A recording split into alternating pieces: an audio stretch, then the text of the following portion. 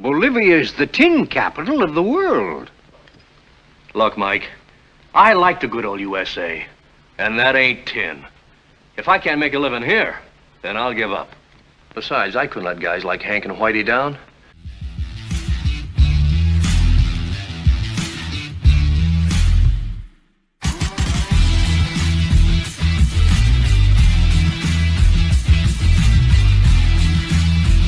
Hey folks, it's the Blind Guy here, coming back at you with another good old movie, and we are continuing our countdown to my favorite holiday. Of course, that is Christmas, which is 2 days away from the time of filming this video. We were taking a look on this episode at 1947's It Happened on Fifth Avenue, starring DeFore and Gale Storm, also featuring Victor Moore, Ann Harding, and Charles Ruggles.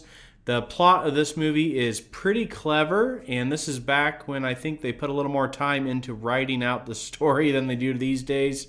The plot of the movie is Michael O'Connor is the second richest man on Earth, and he owns a large mansion in New York City. He's a snowbird, so every year he goes down to Virginia for the winter. Well, a vagabond, which is Victor Moore's character, he has figured this out, and so he comes in and becomes a squatter in Michael O'Connor's mansion for the time that he's down in Virginia, and then leaves right before he comes back.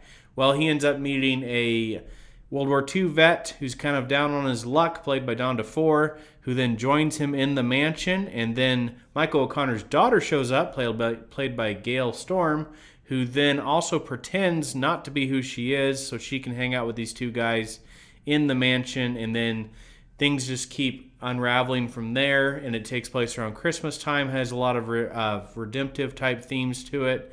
Of the Christmas classic movies I reviewed so far, this one is probably the most corny at times, but at the same time, it's got the biggest heart, if that makes sense.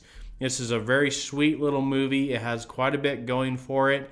It's just got a couple characters in it that I think are a little cornball-y, especially a lot of the World War II vets. This just seems to be something they did in the late 40s, where these World War II vets are just these all shucks good old guys that love to joke around with each other, and it's just a bit over the top. I don't know if they actually were that way when they came back from World War II, or if that's just something Hollywood liked to do to kind of pay a little bit of a tribute to them. But it's a little annoying at times. You see it also in It's a Wonderful Life a little bit as well. But it's just interesting how that happens in these 1940s movies. This movie was originally supposed to be, speaking of It's a Wonderful Life, directed by Frank Capra, but he actually ended up turning it down to direct a different movie. And this was not United Artists, but Allied Artists, which I may have become United Artists. This was their first studio movie. Before that, they were a company called Monogram. And they were noted for low-budget movies, and they wanted to get some more big-budget type movies out. And so this was their first one, which was interesting because to me it seems like the movie cuts some corners at times. So I thought it was a bit more low-budget, but after looking up its budget, it actually had a higher budget, above-average budget of $1.2 million. There's just times where they do that. They project a scene behind the actors instead of having them actually at the location. To me, I always thought that was in order to save money, but I'm not sure why they would do it with such a large budget. But there's times it doesn't look all that convincing when they do it, and so it bothers me a little bit. Not as bad as I've seen in some other movies, but it's just I don't understand why they just didn't shoot on location at times and just shoot the scenes in downtown New York like you are pretending to. But other than that, that's just a small little negative part of the movie. I think the movie is well done. It's got a very nice Christmas atmosphere to it. A little bit different than Christmas in Connecticut, which has like a country Christmas type feel to it with one-horse sleighs and things like that. This one's a bit more of the downtown city element to the Christmas theme, like neon lights, and you're in downtown New York. A lot of the Christmas theme that like Trans-Siberian Orchestra likes to pull from. Where to me, Christmas has lots of different atmospheres to it, and one of them is that city, Christmas in the city type atmosphere. So I like it for that. You got the great big mansion and the Christmas tree and all that, so it's fun for that. It's got some fairly funny scenes in it that have held up pretty well. A lot of the time, the humor in these 1940s movies doesn't really translate well today. I think people just find things fun, different things funny today. But this one actually has some pretty funny little scenes to it. Michael O'Connor's character, played by Charles Ruggles, is exceptionally well done in this movie. He's probably my favorite part of the movie. Don DeFore's character, like I said earlier, is a little bit corny at times. Gale Storm actually was not allowed to sing the songs in this movie, even though she was a singer. And it's not very convincing how it's been dubbed, because the singer's sound, she's supposed to be 18 in the movie, and the voice that they dubbed over the top when she sings sounds much older than she actually is. Oh, a great big Christmas tree.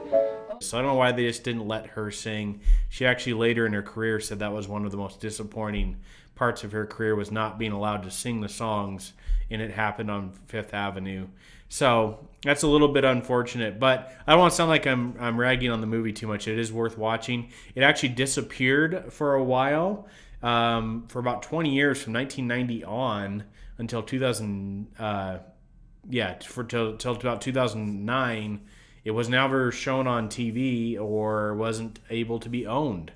And then in 2009, Turner Classic Movies brought it back and started showing it. And now since 2014, it's become a regular part of their holiday programming. So it's very easy to find now on Turner Classic Movies. But it's just interesting that a movie that seems to be as has a bit of a cult following like this one does could just disappear for 20 years. And obviously somebody had it, but they weren't showing it anywhere. And I guess it had a cult following that had to petition to get it out there and make it seen. So you should definitely check it out. If you want to support the channel, you can watch the movie using the link in the description. You can always send us a donation. We have sponsors now. You'll see them on the sponsors page, so we are growing. I really appreciate you guys, all of your subscriptions and likes and comments. That does help the channel and helps us get some visibility to keep a lot of these older movies in people's minds. And let me know in the comments if there's any other classic Christmas movie you'd like to see done before Christmas. I may have some time to do a review on it. And if not, you should see one more video come out on Christmas. I wish you guys all a very Merry Christmas, and I'll see you on the next episode of A Blind Guy's View. Laters on the Menjay. Laters on the Menjay.